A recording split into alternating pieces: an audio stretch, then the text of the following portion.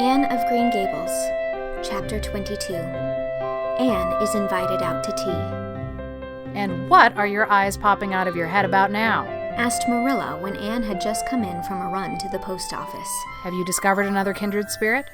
Excitement hung around Anne like a garment, shone in her eyes, kindled in every feature. She had come dancing up the lane like a wind-blown sprite through the mellow sunshine and lazy shadows of the August evening. "No, Marilla, but oh, what do you think? I am invited to tea at the manse tomorrow afternoon. Mrs. Allen left the letter for me at the post office. Just look at it, Marilla. Miss Anne Shirley, Green Gables. That is the first time I was ever called Miss. Such a thrill as it gave me. I shall cherish it forever among my choicest treasures."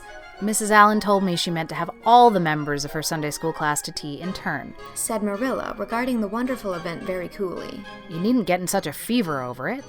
Do learn to take things calmly, child. For Anne to take things calmly would have been to change her nature. All spirit and fire and dew as she was, the pleasures and pains of life came to her with trebled intensity. Marilla felt this and was vaguely troubled over it, realizing that the ups and downs of existence would probably bear hardly on this impulsive soul, and not sufficiently understanding that the equally great capacity for delight might more than compensate. Therefore, Marilla conceived it to be her duty to drill Anne into a tranquil uniformity of disposition as impossible and alien to her as a dancing sunbeam in one of the brook shallows. She did not make much headway, as she sorrowfully admitted to herself. The downfall of some dear hope or plan plunged Anne into deeps of affliction. The fulfillment thereof exalted her to dizzy realms of delight. Marilla had almost begun to despair of ever fashioning this waif of the world into her model little girl of demure manners and prim deportment. Neither would she have believed that she really liked Anne much better as she was. Anne went to bed that night speechless with misery because Matthew had said the wind was round northeast and he feared it would be a rainy day tomorrow. The rustle of the poplar leaves about the house worried her. It sounded so like pattering raindrops, and the dull, faraway roar of the gulf to which she listened delightedly at other times, loving its strange, sonorous, haunting rhythm, now seemed like a prophecy of storm and disaster to a small maiden who particularly wanted a fine day. Anne thought that the morning would never come. But all things have an end, even nights before the day on which you are invited to take tea at the manse. The morning, in spite of Matthew's predictions, was fine, and Anne's spirits soared to their highest. "Oh, Marilla, there is something in me today that makes me just love everybody I see," she exclaimed as she washed the breakfast dishes. "You don't know how good I feel. Wouldn't it be nice if it could last? I believe I could be a model child if I were just invited out to tea every day. But oh, Marilla, it's a solemn occasion too. I feel so anxious. What if I shouldn't behave properly? You know I never had tea at a manse before, and I'm not sure that I know all the rules of etiquette, although I've been studying the rules given in the etiquette department of the Family Herald ever since I came here. I'm so afraid I'll do something silly or forget to do something I should do. Would it be good manners to take a second helping of anything if you wanted to very much?" The trouble with you, Anne, is that you're thinking too much about yourself. You should just think of Mrs. Allen and what would be nicest and most agreeable for her, said Marilla, hitting for once in her life on a very sound and pithy piece of advice. Anne instantly realized this. "You are right, Marilla. I'll try not to think about myself at all." Anne evidently got through her visit without any serious breach of etiquette, for she came home through the twilight under a great, high-sprung sky gloried over with trails of saffron and rosy cloud, in a beatified state of mind, and told Marilla all about it happily, sitting on the big red sandstone slab at the kitchen door with her tired, curly head in Marilla's gingham lap. A cool wind was blowing down over the long harvest fields from the rims of furry western hills and whistling through the poplars. One clear star hung above the orchard, and the fireflies were flitting over in Lover's Lane, in and out among the ferns and rustling boughs. Anne watched them as she talked, and somehow felt that the wind and stars and fireflies were all tangled up together into something unutterably sweet and enchanting. "Oh, Marilla, I've had a most fascinating time. I feel that I have not lived in vain, and I shall always feel like that, even if I should never be invited to tea at a manse again. When I got there, Mrs. Allen met me at the door. She was dressed in the sweetest dress of pale pink organdy, with dozens of frills and elbow sleeves, and she looked just like a seraph.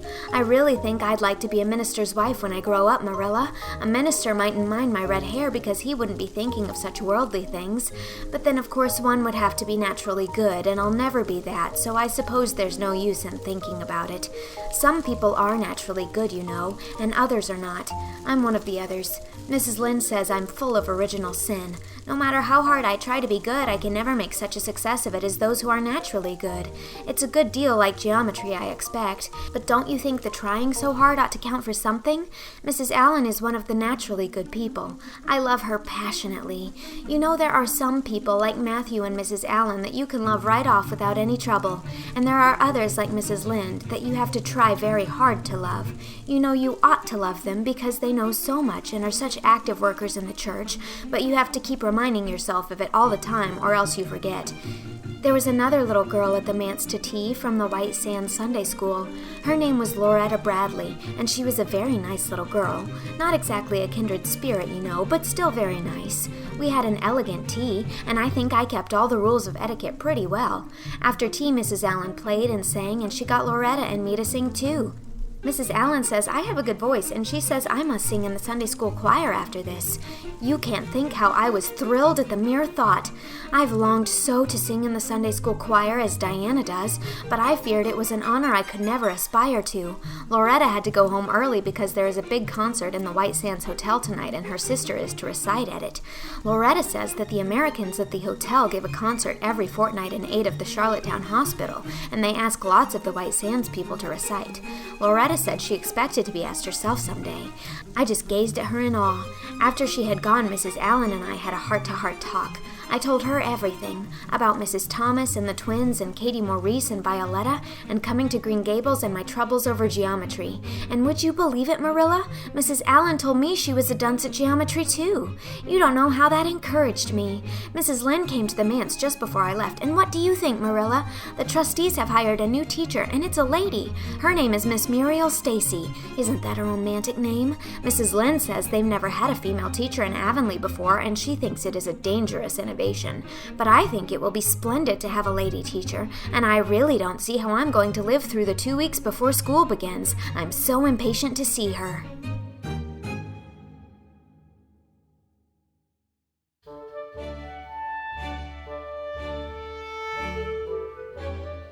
That was Chapter 22 of Anne of Green Gables. Marilla Cuthbert was read by Whitney Avalon, and Anne Shirley was read by me, Mary Kate Wiles. It is also recorded and edited by me and executive produced by Shao Chih Kuo. This chapter was made possible by my patron Cameron McFarland. Thank you, Cam.